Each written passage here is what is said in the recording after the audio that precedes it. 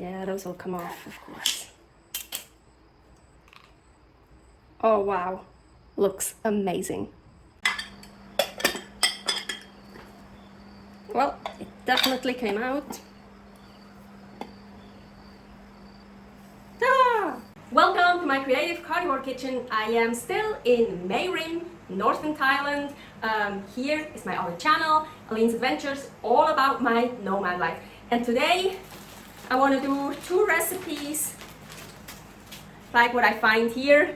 Something traditional, Sago Grubs and Silkworms and Sago Grubs. So I thought, I want to make bread. So a silk bread and a Sago bread. I want to separate them. So 2 breads. Okay, the first bread, the silks bread with the silkworms. I want to preheat the oven, 180 Celsius, 350 Fahrenheit. Something like that. It's just like middle heat, the standard heat. So I'm just gonna preheat the oven. Here, the silkworms, I already fried and deep fried them yesterday. Here is the video for deep fried silkworms. So I did that already yesterday, but it's, well, in Thailand it's humid. So I just warmed them up again here in the pan to try to dry them out a bit more. And now I want to try to make, so I measured it out. These are 125 grams. And I actually want to try to make a dough that I can knead. So let's put them in here, not all of it. So I want to keep at least like 1 handful for garnish. But I'm going to keep a little bit more right now to figure out the consistency of the dough. So, and then I have hard-boiled eggs. For right now I have 3. I can always add more. So I already want to kind of make them small. Salt. The deep fried silkworms, they don't have any salt on it. Eggs. Let's see. Let's start with 2 eggs. You know, the exact recipe will be down in the description. So, I'm excited. Yep, I already used too many raw eggs. Let's see, because I really wanted it to get more of a... I'm stupid. Shouldn't have used any raw eggs to see first how it is without. So let's add more hard-boiled eggs. So I ended up using 4 hard-boiled eggs and 2 raw eggs. I should have started without any raw eggs, because maybe I didn't even need any raw eggs and I could have gotten it a bit more drier, more compact, I don't know. But yeah, so that's what I have, but it looks like a really nice batter. So I'm gonna try to get all of it out here. Here is my nice batter, and I actually wanted the dough that I can knead. But yeah, so I was thinking, I could just make a pancake out of it, a pancake bread. But no, I wanna stick to my plan and put it in the oven. So yeah, but honestly, even if I wouldn't have added those 2 raw eggs, I don't think I really would have gotten a batter that I can knead, because they are still, those are not dry. I think they still make it a bit mushy. Anyways, so that's what I have. That's what I'm gonna work with. And I'm just gonna put this whole thing here. Yeah, I can still form it. It's okay. And by the way, the batter is super tasty. You could also just eat it like that. I don't wanna, but I wanna have enough for the bread. So I like what I see. I was thinking to chop those up, but maybe I just, I could actually make it really nice. Like a, so, yeah. It's gonna take a while, but I just decided I'm just gonna leave them whole. Probably don't have enough to cover everything. Let's see. That's what I could do with those here. I don't want to press it in a bit. The cool thing would be if I could have covered everything, I could actually then form it without getting my hands dirty. So I want to add some fleur de sel de Camargue, just a different kind of sea salt. So I usually like putting extra salt on top of bread. It gives it like a nice taste. So I'm pretty sure this is preheated. In the middle of the oven, I want to put it, so right here, and it's upper and lower heat, 180 Celsius. And I don't know how long yet, but I put it on 40 minutes. I would guess 40 to 60 minutes. I'm gonna check after 20 minutes and see what happens. Oh my gosh, look how beautiful. I am so proud. I didn't think it would look that beautiful. It really looks like a bread.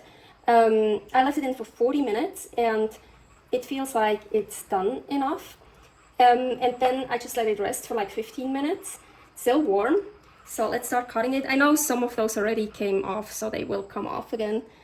Yeah, let's just start cutting. Ooh. Nice, and it looks like a real bread. Yeah, those will come off, of course. Oh wow, looks amazing. Okay, let's try this beauty. I am super excited. Agüita.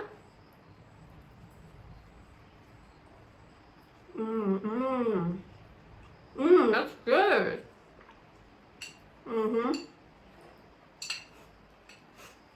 Here I got a hole. I like it a lot. Just like that. Or I'm sure I'm also gonna top it with something.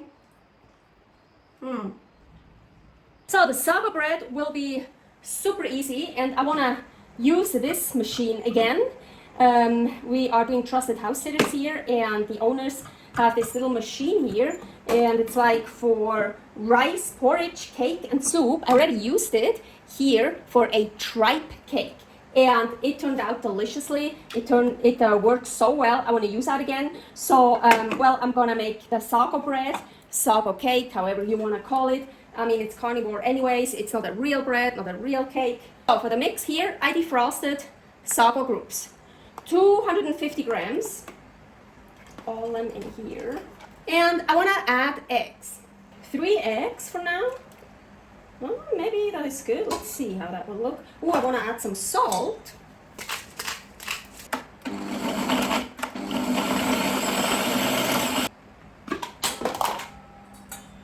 Fuck, I just broke this egg with this here.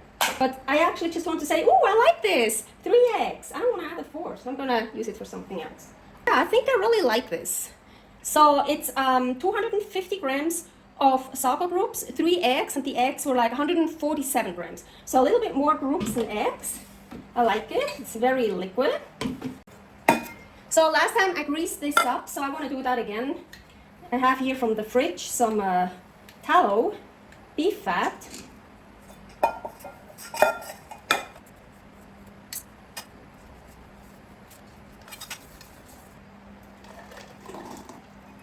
So careful, when you put stuff in here with lots of eggs, it will rise. Of course, it's kind of like a souffle. And last time when I did it with the tripe bread, I filled it up much more, and it actually, that one popped open because, yeah, it rose up too much, but it still turned out very well.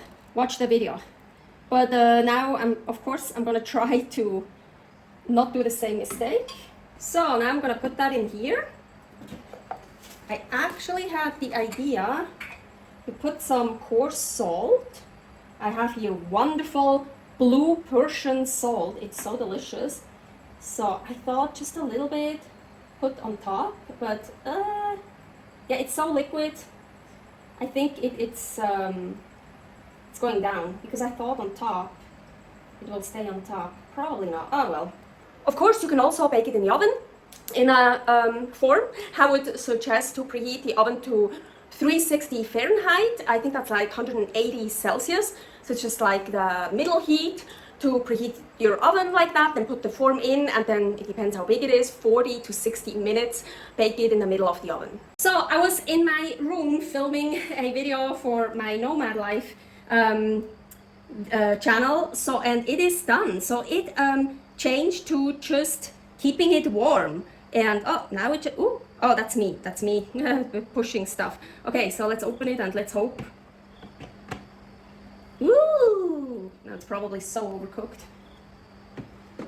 Ooh, actually, ooh, no, it looks good. Ooh, look at this. I'm so excited. So, and like with all soufflés, you see, it came down.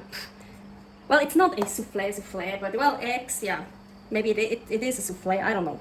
So I hope this should be easy to kind of loosen up.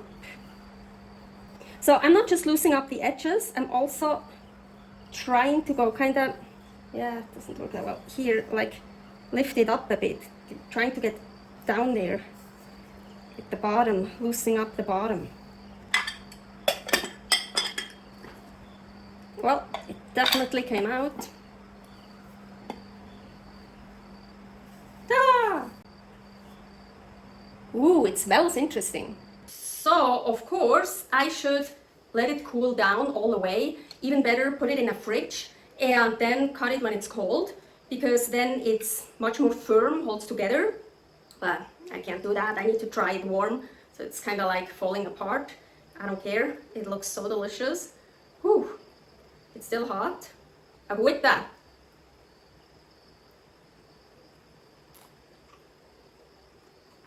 Mmm. Mmm. Delicious. I like it. I can't even try to describe the flavor, like, well, Sago Grubs and eggs. I like Sago Grubs. Kind of nutty in a way, but not really, but yes. It also has some bite to it. Yeah, there are still some Sago Grub pieces that didn't get totally blended, so I like that. Ooh, I like that a lot. Very flavorful. Don't be afraid of trying new things like these delicious silkworms here. Yeah, to be honest, it took a little bit of overcoming to eat them the first time, especially the big Sago Grubs raw. But now I fucking love them, especially those. And you never know what you miss otherwise. Here, many more recipes, Creative Carnivore Kitchen. Here, everything about my nomad life, Aline's adventures. Servus!